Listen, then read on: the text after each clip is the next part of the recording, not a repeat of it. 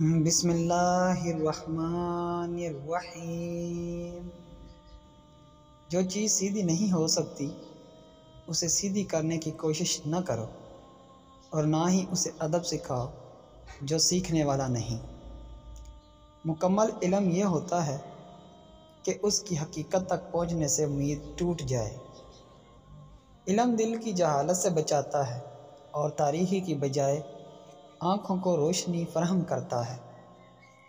جب انسان کی نفسیانی خواہش بڑھ جاتی ہے تو اس کی عقل پر پردہ پڑ جاتا ہے۔ جس نے آپ سے اپنے نفس کا سایہ اٹھا دیا، نفسانی خواہش سے کام نہ لیا، تو لوگ اس کے سائے تلے رہنا پسند کریں گے۔ جس نے اپنے پردہ کچھ لازم قرار دے لیا جس کی ضرورت نہ تھی، تو وہ اپنے ضروری احوال سے رہ جائے گا۔ انسان اپنے آگے پیچھے کیسے دیکھ سکتا ہے جب کہ وہ اپنے مقام اور وقت سے غائب ہوتا ہے؟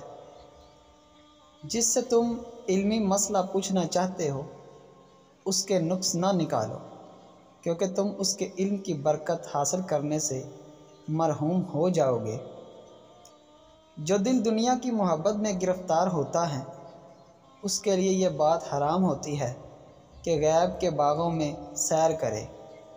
عارف وہ ہوتا ہے جو اللہ کے احکام پر بھلائی کے کام کرے، کسی حال میں ان کی مخالفت نہ کرے، اللہ کے اولیاء سے محبت رکھے اور ایک لمحے کے لیے بھی اللہ کے ذکر سے غافل نہ ہو۔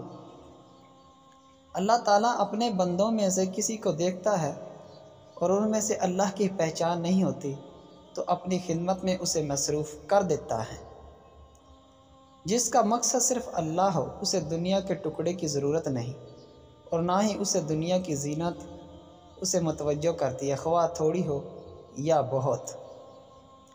باوضو ہو کر 313 بار یا ودود پڑھ کر آنکھیں بند کر کے جس عورت کا نام لو گے اور اس کو اپنے خیال میں لاؤ گے تو ایک ہی دن میں تم پر عاشق ہو جائے گی۔